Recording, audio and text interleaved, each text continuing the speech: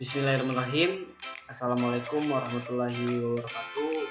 Perkenalkan ataupun kembali lagi dengan saya Pram Maizen, MPME 1B 18986, program studi agribisnis Fakultas Pertanian Universitas Bengkulu. Baiklah, pada kesempatan kali ini saya akan sedikit banyaknya menjelaskan materi ekonometrika tentang model dengan variabel beda kala ataupun legend variabel dengan spesifikasi modelnya. Saya akan menjelaskan model tersebut dari skripsi yang saya analisis, yaitu analisis faktor-faktor yang mempengaruhi produksi cabai. Yang terdapat di dalamnya itu data time series. Langsung saja kita masuk ke dalam PowerPoint. Skripsi yang saya gunakan yaitu analisis faktor-faktor yang mempengaruhi produksi cabai. Selanjutnya pendahuluan, yaitu latar belakang. Indonesia merupakan negara agraris yang dapat memproduksi sendiri sebagian besar kebutuhan bahan makanan pokoknya. Berdasarkan data dari Badan Pusat Statistik ataupun BPS, produksi cabai besar segar dengan tangkai tahun 2014 sebesar 1,075 juta ton. Dibandingkan tahun 2013 terjadi kenaikan produksi sebesar 61,73 ribu ton atau 6,09%. Kenaikan ini disebabkan oleh kenaikan produktivitas sebesar 0,19 ton per hektar atau 2,33% dan peningkatan luas panen sebesar 4,62 ribu hektar atau 3,73% dibandingkan tahun 2013.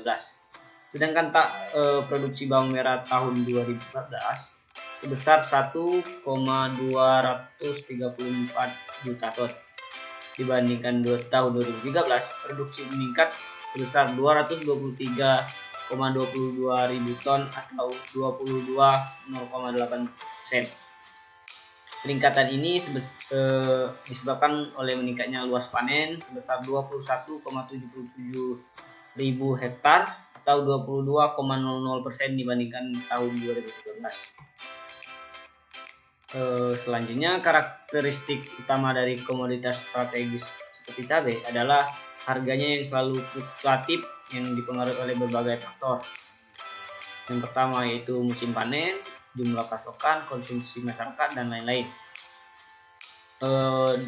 Oleh karena itu diperlukan suatu metode untuk dapat memperkirakan harga dari komoditas strategis ini sehingga dapat digunakan untuk pendukung pembuatan keputusan terkait dengan masalah harga.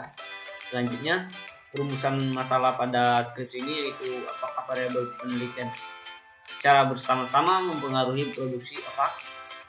Yang kedua itu apakah masing-masing variabel penelitian mempengaruhi produksi apa. Dan tujuan penelitian ini berdasarkan dengan perumusan masalah. Yang pertama itu mengetahui apakah variabel penelitian secara bersama-sama mempengaruhi produksi apa. Yang kedua itu mengetahui apakah masing-masing variabel penelitian mempengaruhi produksi apa. Selanjutnya, metodologi. Pada penelitian ini digunakan yaitu data time series pada bulan Januari sampai Desember dari tahun 2013 sampai dengan 2015. Sumber data yang digunakan berasal dari skripsi berjudul Peramalan Komoditas Strategis Pertanian Cabai menggunakan metode Back Propagation Neural Network. Secara matematika, spesifikasi model ini yaitu ABT dengan F dari ACT, ADT, AFT, AFT1, AFT min 1. Atau dalam bentuk double log adalah sebagai berikut. Ln AB sama dengan B0 ditambah B1 ln ACT ditambah B2 ln ADT dan seterusnya ditambah AFT min 1 ditambah ET. Kemudian hasil dan pembahasan asumsi klasik uji heteroskedastisitas. Dari tabel yang di sini, p-value dan nilai alfa sudah diketahui. Perbandingan dari kedua nilai tersebut cukup terlampau jauh. Dapat dikatakan bahwa nilai alpha lebih kecil dari nilai p-value-nya. Berarti dapat disimpulkan data time series yang telah didapatkan mengalami heteroskedastisitas. Selanjutnya, uji autokorelasi. Pada pengujian ini menggunakan aplikasi Shazam.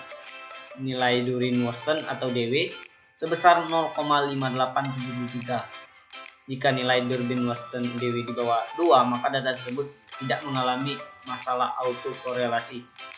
Begitu juga sebaliknya. Selanjutnya, untuk pengujian hipotesis. Dapat dilihat dari tabel di sini. Ada 4 variabel, itu permintaan, luas panen, harga cabai sebelumnya. T-hitung, koefisien, dan p-value. T-tabel, R2, F p-value, kemudian delta. Selanjutnya, nilai R2 pada tabel di atas, pada tabel sebelumnya, yang berarti kemampuan model menjelaskan variabel dependen sebesar 84,87%. Hipotesisnya yaitu p-value kurang dari alpha, yang berarti H0 ditolak H1 terima. H0 ditolak H1 diterima. Yang berarti secara bersama-sama variabel independen mempengaruhi variabel dependen.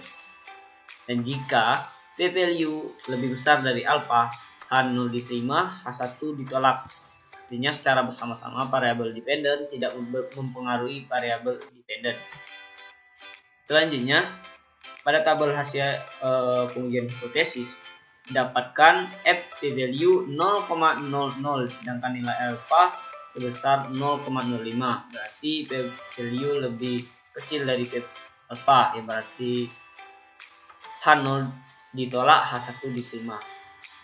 Secara bersama-sama variabel independen yaitu permintaan, luas panen, harga cabai, dan harga cabai sebelumnya mempengaruhi variabel produksi ataupun variabel dependen.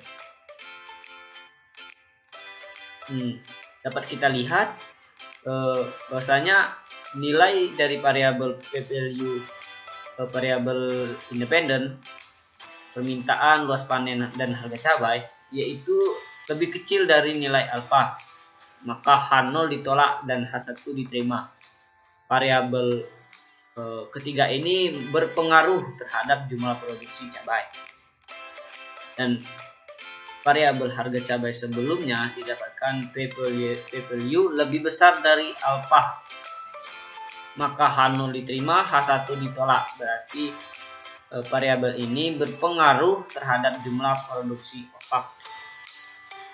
Kesimpulan ataupun penutup, secara bersama-sama variabel independen yaitu permintaan, luas panen, harga cabai, dan harga cabai sebelumnya berpengaruh terhadap variabel dependen ataupun jumlah produksi cabai. Yang kedua, jika dilakukan secara individu didapatkan hasil bahwa ketiga variabel independen ini berpengaruh terhadap variabel dependen ataupun jumlah produksi. Sedangkan yang tidak berpengaruh terhadap variabel dependen yaitu variabel harga cabai bulan sebelumnya. Terima kasih. Mungkin itu saja yang dapat saya sampaikan. Lebih kurang saya mohon maaf. Wassalamualaikum warahmatullahi wabarakatuh.